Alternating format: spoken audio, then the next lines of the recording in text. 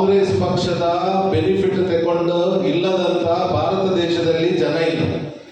ಭಾರತ ದೇಶ ಇವತ್ತು ಎಷ್ಟರ ಮಟ್ಟಿಗೆ ಬೆಳೆದಿದೆ ಅಂದ್ರೆ ನಮ್ಮ ಕಾಂಗ್ರೆಸ್ ಪಕ್ಷದ ಆಡಳಿತದಿಂದ ಸಾಕಷ್ಟು ಬಡವರ ಉದ್ಧಾರ ಮಾಡಿಕೊಂಡು ಬಂದದ್ರಿಂದ ನಮ್ಮ ಭಾರತ ದೇಶ ಇವತ್ತು ದೊಡ್ಡ ರೀತಿಯಲ್ಲಿ ಬೆಳೆದಿದೆ ಅಂತ ನಮಗೆ ಹೇಳಲಿಕ್ಕೆ ಇವತ್ತು ಖುಷಿ ಆಗ್ತಾ ಇದೆ. ನಮಗೆ ಸ್ವಾತಂತ್ರ್ಯ ಸಿಗುವಾಗ ಖಾಲಿ 3% ಜನರಿಗೆ ಮಾತ್ರ ವಿದ್ಯಾರ್ಹತೆ ಇತ್ತು, ಎಜುಕೇಶನ್ ಇತ್ತು.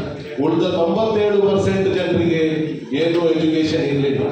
ಭಾರತದಲ್ಲಿ ಯಾವುದೇ ಒಂದು ಗುಂಡು ಸೂಜಿ ಆಗುವಂತ ಕಾರ್ಖಾನೆ ಕೂಡ ಇರಲಿಲ್ಲ. ಆದರೆ ನಮ್ಮ ದೇಶ ಪ್ರಪಂಚದಲ್ಲಿ ಒಂದು ಉನ್ನತ ದೇಶ ಆಗಬೇಕು ಅಂತ ಆಗಿನ ಪ್ರಧಾನಿ ಶ್ರೀಮಾನ್ ರಾಹುಲ್ ಗಾಂಧಿ ಅವರ ಪಿಚ್ಚ ಅಂತ ನಾವು ಇವತ್ತು ಹೇಳ್ಬೋದು.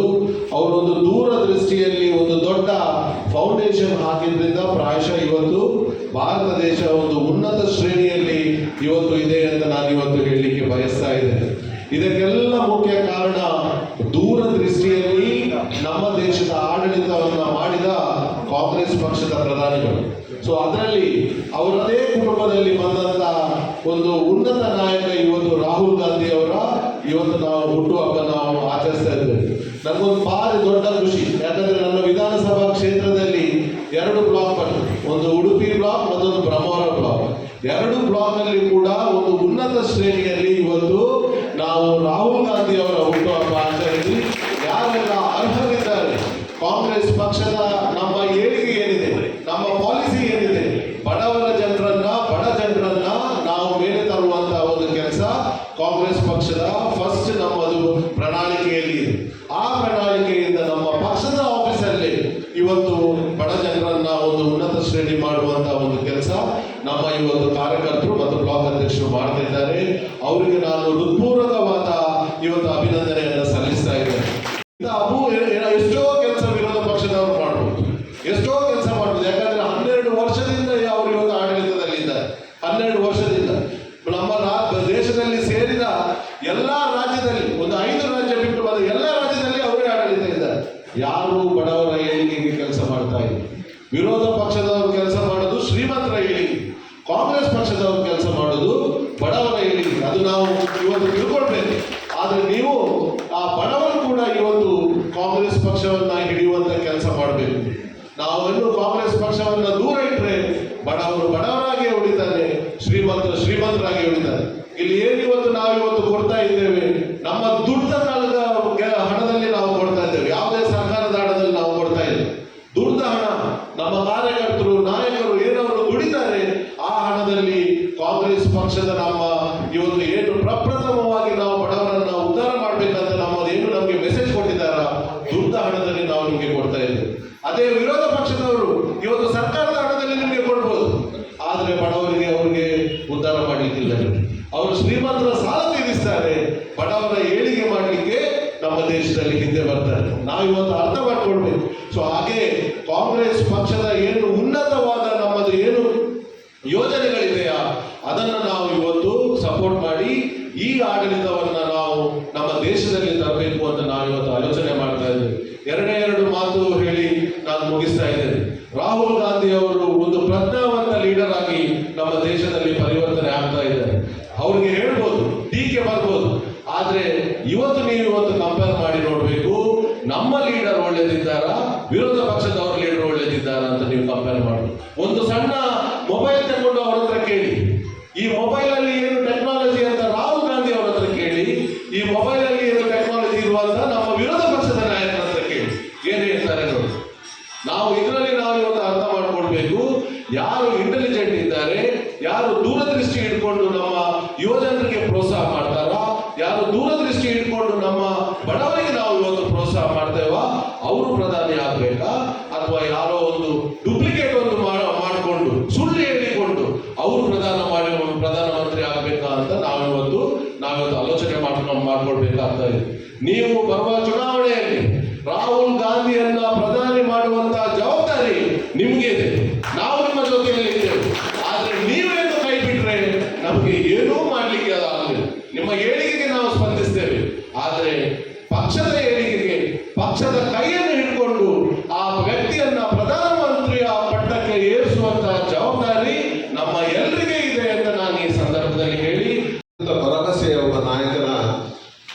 ಜನ್ಮದಿನ. ಆ ಜನ್ಮದಿನದಂದು ಬಹುಶಃ ರಾಜ್ಯದ, ಜಿಲ್ಲೆ, ರಾಷ್ಟ್ರದ ಎಲ್ಲಾ ಕಡೆಯಲ್ಲಿ ಕೂಡ ಅತ್ಯಂತ ಸಂಭ್ರಮದಲ್ಲಿ ಈ ವರ್ಷ ಬೇರೆಲ್ಲದಕ್ಕಿಂತ ಹೆಚ್ಚಾಗಿ ಈ ವರ್ಷ ಯುವಕರು ಸಂಭ್ರಮಿಸುವುದು ನಾವು ಕಂಡಿದ್ದೇವೆ. ಯಾಕೆ ತಾವು ಕಂಡಿರ್ಬೋದು, ಬಹುಶಃ ರಾಹುಲ್ ಗಾಂಧಿ ಅವರ ಜನನ, ಅವರ ಬಾಲ್ಯ ಹೇಗಿತ್ತು ಅಂತ ಹೇಳಿದ್ರೆ, ಅವರು ಹುಟ್ಟಿದಾಕ್ಷಣ ಅವರು ತನ್ನ ಚಿಕ್ಕ ವಯಸ್ಸಿನಲ್ಲೇ ತನ್ನ ಪ್ರೀತಿಯ ಅಜ್ಜಿಯನ್ನು ಕಳೆದರು. ಇಡೀ ದೇಶದಲ್ಲಿ ಒಂದು ಅಲ್ಲೋಲ ಕಲ್ಲೋಲವನ್ನು ಕಂಡಿದ್ದಾರೆ ಕಣ್ಣಾಗ. ಇನ್ನಷ್ಟು ಬೆಳವಣಿಗೆ ಬರೆದಿರುವಾಗ ತನ್ನ ಅತ್ಯಂತ ಪ್ರೀತಿಯ ತಂದೆಯನ್ನು ಕಳ್ಕೊಂಡ್ರು. ಅದು ಕೂಡ ವಿಧ್ವಂಸ ಕೃತ್ಯದಿದ್ದಾರೆ. ಈ ಅಚಾನಕ್ ಎರಡು ದುರ್ಮರಣ ಅವರ ಕಣ್ಣಾರೆ ಕಂಡು ಈ ದೇಶದಲ್ಲಿ ಯಾವ ರೀತಿ ಏನು ಒಂದು ವ್ಯತಿರಿಕ್ತ ವಾತಾವರಣ ಆಗುವಾಗ ಅದನ್ನು ಕಣ್ಣಾರೆ ಕಂಡು ಅನುಭವಿಸಿ ಬಂದಂಥ ಒಬ್ಬ ವ್ಯಕ್ತಿ ಇದ್ದರೆ ಅದು ಸನ್ಮಾನ್ಯ ರಾಹುಲ್ ಗಾಂಧಿ ಅವರು. ರಾಹುಲ್ ಗಾಂಧಿ ಅವರು ಯಾವಾಗ ರಾಜಕೀಯಕ್ಕೆ ಪ್ರವೇಶ ಮಾಡಿದ ಆ ಸಂದರ್ಭ ಬಹುಶಃ ಯಾವ ನಮ್ಮ ನಾಯಕರಿಗೂ, ಹಿರಿಯ ನಾಯಕರಿಗೂ, ಈ ನೆಹರು ಬಿಟ್ಟರೆ, ಇಂದಿರಾ ಗಾಂಧಿ ಬಿಟ್ಟರೆ ಬೇರೆ ಯಾರ ನಾಯಕರಿಗೂ ಇಂಥ ಒಂದು ಪರಿಸ್ಥಿತಿಯಲ್ಲಿ ಅವರಿಗೆ ರಾಜಕೀಯಕ್ಕೆ ಬರುವಂಥ ಪ್ರಮೇಯ ಬರಲಿಲ್ಲ. ತನ್ನ ಚಿಕ್ಕ ಪ್ರಾಯದಲ್ಲಿ ಜವಾಬ್ದಾರಿ ತಗೊಳ್ತಕ್ಕಂಥ ಇಡೀ ದೇಶ, ಪ್ರಪಂಚದಲ್ಲಿ ಅತ್ಯಂತ ದೊಡ್ಡ ಪ್ರಬಲವಾದ ಪ್ರಜಾಪ್ರಭುತ್ವ ರಾಷ್ಟ್ರ ಒಂದು ಭಾರತ. ಆ ಭಾರತದ ಪ್ರಜಾಪ್ರಭುತ್ವವನ್ನು ಉಳಿಸುವಂತ ಒಂದು ಜವಾಬ್ದಾರಿ ಒಬ್ಬ ಅತ್ಯಂತ ಕಿರಿಯ ವ್ಯಕ್ತಿಯಲ್ಲಿ ಎಲ್ಲರೂ ನಿರೀಕ್ಷೆ ಮಾಡ್ತಾರೆ. ಎಲ್ಲಾ ಕಡೆ ನಿರೀಕ್ಷೆ ಮಾಡಿದಾಗ ಎಲ್ಲರೂ ಅವರನ್ನು ಹೀಯಾಳಿಸುವುದು ಇದೇ ಬಿಜೆಪಿ ಪಕ್ಷ ಕೇವಲ ಸಾವಿರಾರು ಕೋಟಿ ಅವರನ್ನು ಒಬ್ಬ ಪಪ್ಪು ಅಂತ ಮಾಡಲಿಕ್ಕೆ, ಅವರನ್ನು ಅವರ ಬಗ್ಗೆ ಜನರ ಅಭಿಪ್ರಾಯವನ್ನು ಕೇಳಿಸತಕ್ಕಂಥ ಸಾವಿರಾರು ಕೋಟಿಯನ್ನು, ಸಾವಿರಾರು ಯುವಕರನ್ನು ಕೆಲಸ ಮಾಡಿ ಇಡೀ ನಿರಂತರವಾಗಿ ಕೆಲಸ ಮಾಡಿ ಒಬ್ಬ ತಂದೆಯನ್ನು ಕಳ್ಕೊಂಡಾಗ ಹೆಚ್ಚಿನವರಿಗೆ ಕಲಿಕರಕ್ಕೆ ಒಂದು ನಮ್ಮ ದೇಶದ ಎಲ್ಲ ಒಂದು ಸಂಸ್ಕೃತಿಯಲ್ಲಿ ನಮಗೆ ಒಂದು ಇದಿರ್ತದೆ, ಏನು ನೋವಿರ್ತದೆ. ಆ ಒಬ್ಬ ಹುಡುಗ ಈ ಥರ ಬೆಳೆದಲ್ಲ, ಅವನ ಜೀವನದಲ್ಲಿ ಇದು ನೋಡಿಸ್ತಲ್ಲ ಅನ್ನೋ ಒಂದು ಕಲಿಕರ ಇರ್ತದೆ. ಯಾವುದೇ ಒಂದು ಆಸೆ ಇಲ್ಲದೆ, ಏನೋ ಆಸೆ ಇಲ್ಲದೆ ತಾನು ತನ್ನ ಜನರ ಸೇವೆಯನ್ನು ಮಾಡ್ತಾ ಬಂದಾಗ ಅವರು ಪ್ರಥಮ ಚುನಾವಣೆ ಗೆಲುವಾಗಿ ಇವತ್ತು ತನಕ ಬಂದಲಿದೆ. ಅವರು ಬಂದ ಕಷ್ಟ ಬಹುಶಃ ಯಾರೂ ಇರಲಿಲ್ಲ, ಯಾರೂ ಕಾಣಲಿಕ್ಕಿಲ್ಲ ಅಂತ ಒಂದು ಪರಿಸ್ಥಿತಿ ಇರ್ತದೆ. ಇತ್ತೀಚೆಗೆ ಕೊನೆಗೆ ಅವರಿಗೆ ಕಂಡದ್ದು ಎಲ್ಲರೂ ಅವರನ್ನು ಹೀಯಾಳಿಸುವಾಗ ಒಂದೇ ಒಂದು ಇಂಚು ಕೂಡ ಎದೆಗುತ್ತಿಲ್ಲ. ಅವರು ಸಮರ್ಥವಾಗಿ ಅದನ್ನು ಎದುರಿಸಿ ಬೇರೆ ಯಾರೇ ಆಗಲಿ, ನಾನು ಕೂಡ ಆಗಲಿ, ಇನ್ನೊಬ್ಬ ಯಾರಲ್ಲಿ ಕೂತ್ಕೊಂಡಾಗಲಿ ಅವರಿಗೆ ಮಾಡಿದಂಥ ಒಂದು ಅವಮಾನವನ್ನು ಸಹಿಸಿ ಯಾರು ಕೂಡ ಅಲ್ಲಿ ಬಿಟ್ಟು ಓಡುವಂಥ ಪರಿಸ್ಥಿತಿ ಮಾಡಿ. ಆದರೆ ಅವರ ರಕ್ತ ಮೈಯಲ್ಲಿ ಚಲಿಸುವಂಥ ರಕ್ತ ಅದು ಒಳ್ಳೆಯ ಗುಣದ ರಕ್ತ. ಅದು ಎಂದೂ ಕೂಡ ರೋಷಣೆ ಮಾಡದೆ, ಎಂದೂ ಕೂಡ ಸಮಯವನ್ನು ಕಳೆದುಕೊಳ್ಳದೆ ತನ್ನ ಏನು ರಕ್ತಗತವಾಗಿ ಬಂದಂಥ ರೆಸಿಸ್ಟೆನ್ಸ್ ಪವರ್ ಇದ್ದಾಗಿ ಅವರು ನಿಂತರು, ಅದನ್ನು ಎದುರಿಸಿದರು. ಅಷ್ಟು ಮಾತ್ರ ಅಲ್ಲ, ಮಹಾತ್ಮ ಗಾಂಧಿಯವರ ನಂತರ ಮಹಾತ್ಮ ಗಾಂಧಿ ಈ ದೇಶಕ್ಕೆ ಬಂದಾಗ ಇಲ್ಲಿ ಸ್ವಾತಂತ್ರ್ಯ ಸಂಗ್ರಾಮ ನಡೀತಿತ್ತು. 100 ವರ್ಷಗಳಿಂದ ಸ್ವಾತಂತ್ರ್ಯ ಬೇರೆ ಬೇರೆ ನಾಯಕರು ಬೇರೆ ಬೇರೆ ರೀತಿಯಲ್ಲಿ ಮಾಡ್ತಿದ್ರು. ಆದರೆ ಮಹಾತ್ಮ ಗಾಂಧಿ ಅವರು ಬಂದಾಗ ಅವರು ಮಾಡಿದಂಥ ಪ್ರಥಮ ಕೆಲಸ ಏನಂತ ಹೇಳಿದ್ರೆ, ಈ ದೇಶದ ಮೂಲೆ ಮೂಲೆಗೆ ಸಂಚಾರ ಮಾಡಿ ಜನರ ಕಷ್ಟ ಸುಖ ಇರುವುದು ಅರಿತು ಮತ್ತೆ ಅವರು ರಾಜಕೀಯದ ಒಂದು ನಾಣ್ಯವನ್ನು ಬಳಸಿದರು. ಬಿಟ್ಟರೆ ಯಾವ ನಾಯಕ ಕೂಡ, ಯಾರೇ ಯಾವ ಪಕ್ಷದ, ಯಾವ ದೇಶದ, ಯಾವ ಸ್ಥಳಗಳ ರಾಹುಲ್ ಗಾಂಧಿ ಅವರು ಬರುತ್ತವರು ಒಬ್ಬ ಯುವಕ ಸುಮಾರು 4,000 ಕಿಲೋಮೀಟರ್ಗೂ ಜಾಸ್ತಿ ಇಡೀ ರಾಷ್ಟ್ರಕ್ಕೆ ಪ್ರಯಾಣ ಮಾಡಿ ಬೇರೆ ಬೇರೆ ವಿಧದ ಬೇರೆ ಬೇರೆ ಸಂಸ್ಕೃತಿಯ, ಬೇರೆ ಬೇರೆ ಭಾಷೆಯ, ಬೇರೆ ಬೇರೆ ವಯೋಮಾನದ ಜನರನ್ನು ಸಂಪಾದಿಸಿ ಸ್ವತಃವಾಗಿ ಅವರ ಭೇಟಿಯಾಗಿ ಅವರ ಕಷ್ಟ ಸುಖಗಳನ್ನು ಎಲ್ಲ ತಿಳಿದುಕೊಂಡು ಈಗ ಪ್ರಭುತ್ವ ಎಲ್ಲರಿಗೆ ಮರೆತು ಇಡೀ ರಾಷ್ಟ್ರದಲ್ಲಿ ಎಲ್ಲಾದರೂ 1 ಪೈಸೆ ಖರ್ಚು ಮಾಡದೆ ಜನ ಸ್ವಯಂವಾಗಿ ಹೊಗಳ್ತಕ್ಕಂಥ ವ್ಯಕ್ತಿ ಇದ್ದರೆ ಅದು ಒಬ್ಬರೇ ಒಬ್ಬ ಸನ್ಮಾನ್ಯ ರಾಹುಲ್ ಗಾಂಧಿ. ಬಹುಶಃ ಇದು ಅವರ ಕಠಿಣ ಪರಿಶ್ರಮ. ಯಾವುದೇ ಅವರು ಮೊನ್ನೆ 2 ಸಭೆಯ ಮೀಟಿಂಗ್, ಇತ್ತೀಚೆಗೆ 2 ಸಭೆಯ ಮೀಟಿಂಗ್ನ ಸ್ವಲ್ಪ ತಾವು ನೋಡ್ಬೇಕೆಲ್ಲ ಇಲ್ಲಿ ಯುವಕರು NSC ಅವರೆಲ್ಲ.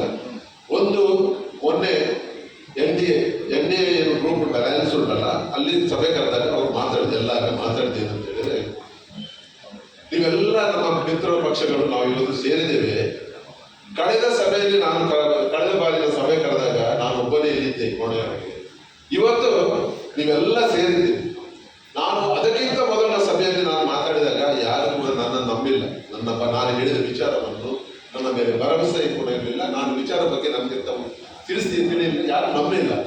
ಇವತ್ತು ನನ್ನ ಪಕ್ಕ ಇಲ್ಲಿ ಅಖಿಲೇಶ್ ಯಾದವ್ ಅವರು ಕೂತ್ಕೊಂಡಿದ್ದಾರೆ. ಅವರು ಇವತ್ತು ನನ್ನನ್ನು 72% ಇವತ್ತು ನಂಬುವಂತ ಪರಿಸ್ಥಿತಿ ಬಂದಿದೆ. ಯಾಕಂದ್ರೆ ಅವರ ಪಾರ್ಟಿಯಲ್ಲಿ ಇವತ್ತು ವಿಭಾಗ ಆಗ್ಬಿಟ್ಟಿದೆ. ಮಮತಾ ಬ್ಯಾನರ್ಜಿ ಸಹೋದರಿ ಅವರು ಇವತ್ತು ನನ್ನ 90% ನಂಬುವಷ್ಟು ಕೊಟ್ಟಿದ್ದಾರೆ ಅವರು. ಯಾಕಂದ್ರೆ ಅವರ ಪಕ್ಷ ಇವತ್ತು ವಿಭಾಗ ಅವರನ್ನು ಸೋಲಿಸಿದ್ದಾರೆ. DMK ಅವರು ಇವತ್ತು ನಮ್ಮನ್ನು ಒಂದು ಸಿಚುವೇಶನ್ ಅನ್ನು ತಗೊಂಡ ನಾವು ಡಿಸಿಷನ್ಗೆ ಅವರು ಇವತ್ತು ಅರ್ಥ ಆಗಲಿಲ್ಲ. ಆದ್ರೆ ಮುಂದಿನ ದಿವಸ ಅರ್ಥ ಆಗುತ್ತೆ ನಾನು ಯಾಕೆ ಮಾಡಿದಂತೆ. ಅಂದ್ರೆ ಇವತ್ತು ಮಹಾರಾಷ್ಟ್ರದಲ್ಲಿ ಉದ್ಧವ್ ಠಾಕ್ರೆ ಕಾಂಗ್ರೆಸ್ ಇದು ಡಿವೈಡ್ ಮಾಡ್ತಾರೆ. ಎಲ್ಲಾ ರಾಜ್ಯದಲ್ಲಿ ಕುಟಿಲ ನೀತಿಯಲ್ಲಿ ಎಲ್ಲರನ್ನು ಡಿವೈಡ್ ಮಾಡಿ ಅವರ ಏಕ ವಿಚಾರವನ್ನು ಇಟ್ಕೊಂಡು ಇವತ್ತು ಜನರ ಮೋಸ ಮಾಡ್ತಕ್ಕಂಥ ಕೆಲಸ ನೋಡಿ ಇವತ್ತೇ ಯುವಕರು ಅದನ್ನು ಅರ್ಥ ಮಾಡಲಿಕ್ಕೆ ಪ್ರಾರಂಭ ಮಾಡಿದರು. ಆ ವಿಚಾರವನ್ನು ಅವರು ಹೇಳಿದರು.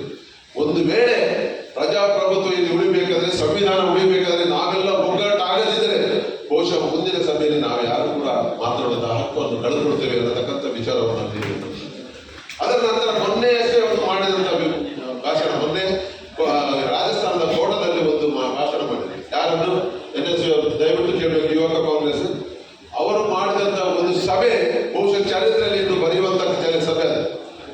ಇವತ್ತು ದೇಶದಲ್ಲಿ ನಮ್ಮ ಯುವಕರ ಏನು ಒಂದು ನೀಟ್ ಎಕ್ಸಾಮ್ ಬಗ್ಗೆ ಎಷ್ಟು ದೊಡ್ಡ ಒಂದು ಏನು ದ್ವಂದ್ವ ನೀತಿ ನಡೀತುಂಟು, ಯಾವ ರೀತಿ ಕಳಬೇಕು, ಎಷ್ಟೋ ಯುವಕರ ಜೀವನ ಭವಿಷ್ಯವನ್ನು ಹಾಳು ಮಾಡತಕ್ಕಂಥ, ಬಡವರ ಮಕ್ಕಳ ಒಂದು ಭವಿಷ್ಯವನ್ನು ಹಾಳು ಮಾಡತಕ್ಕಂಥ ಕೆಲಸವನ್ನು ಇವತ್ತು ಮಾಡ್ತಾ ಇದ್ದಾರೆ. ಅದಕ್ಕೆ ಸಾವಿರಾರು ಯುವಕರು ವಿದ್ಯಾರ್ಥಿಗಳನ್ನು ಸೇರಿಸಿಕೊಂಡು ಅವರು ಒಂದು ಕಾರ್ಯಕ್ರಮಗಳು ಬಹುಶಃ ಎಲ್ಲರೂ ನೋಡ್ಬೇಕು. ಯಾಕಂದ್ರೆ ಅದರ ಲಿಂಕ್ಸ್ ಅನ್ನು ನಾವು ಎಲ್ಲರಿಗೂ ಕಳಿಸ್ತೇವೆ. ಅವರು ವೇದಿಕೆಯಲ್ಲಿ 5 ಜನ ಅಲ್ಲಿ ಸೇರಿದಂತ 3,000-4,000 ಯುವಕ ಮಕ್ಕಳನ್ನು ಕರೆದು ಸ್ಟೇಜ್ ಹೇಳಿದ್ರು. ಇದು ಫಸ್ಟ್ ಮಾತು ಅವರು ಹೇಳಿದ್ದು ಏನಂತ ಹೇಳಿದ್ರೆ, ನಾನು ಇಲ್ಲಿ ಕಾಂಗ್ರೆಸ್ ಪಕ್ಷದ ಪ್ರಚಾರಕ್ಕೆ ಬರಲಿಲ್ಲ, ನಾನು ಯಾವುದೇ ಪಕ್ಷವನ್ನು ತೆಗೊಳ್ಳೋದಿಲ್ಲ.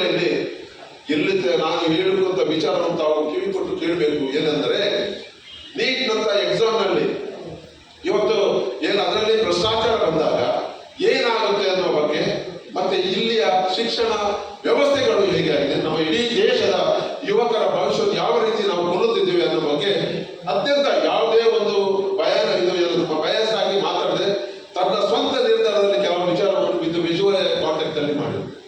ಅಂದ್ರೆ ಆ ಯುವಕರ ಜೀವನವನ್ನು ನಾವು ಒಗ್ಗಟ್ಟಾಗಿ ಅವರನ್ನು ಒಳ್ಳೆದು ಮಾಡದಿದ್ರೆ, ಅವರ ವಿದ್ಯಾಭ್ಯಾಸದ ಚಿಂತನೆಯನ್ನು ಬದಲಾವಣೆ ಮಾಡದಿದ್ರೆ ಬಹುಶಃ ಮುಂದಿನ ಭವಿಷ್ಯ ತುಂಬಾ ಕಠಿಣ ಆಗಿರ್ತದೆ. ಆದ್ರಿಂದ ಮೂಲವಾಗಿ ಯುವಕರ ವಿದ್ಯಾಭ್ಯಾಸವನ್ನು ಅದರ ಸಿಸ್ಟಮ್ ಅನ್ನೇ ಬದಲಾವಣೆ ಮಾಡಬೇಕು. ಅದು ಯಾವುದೇ ಸರ್ಕಾರ ಬರಲಿ ಅದು ಬದಲಾವಣೆ ಮಾಡಬೇಕನ್ನತಕ್ಕಂಥ ವಿಚಾರವನ್ನು ಕಳಕಳಿಯಿಂದ ಒಬ್ಬ ಯುವಕರ ವಿದ್ಯಾರ್ಥಿಗಳ ಮೇಲೆ ಅತ್ಯಂತ ಒಂದು ಪ್ರಭಾವಶಾಲಿಯಾಗಿ ಮಾತಾಡಿದಂಥ ಒಬ್ಬ ವ್ಯಕ್ತಿ ಇದ್ರೆ ಸಾಮಾನ್ಯ ನಮ್ಮ ರಾಹುಲ್ ಗಾಂಧಿ ಅವರು. ಅಂತ ಒಬ್ಬ ಕಳಕಳಿಯ ವ್ಯಕ್ತಿ ನನಗೆ ಮಾತಾಡಲಿಕ್ಕೆ ಹೇಗೆ ಶಕ್ತಿ ಅಂತ ಹೇಳಿದ ಒಂದು ವಿಚಾರ ಎಲ್ಲ ನಮ್ಮ ನಾಯಕರಿಗೆ ಪಾಠ ಆಗುತ್ತೆ.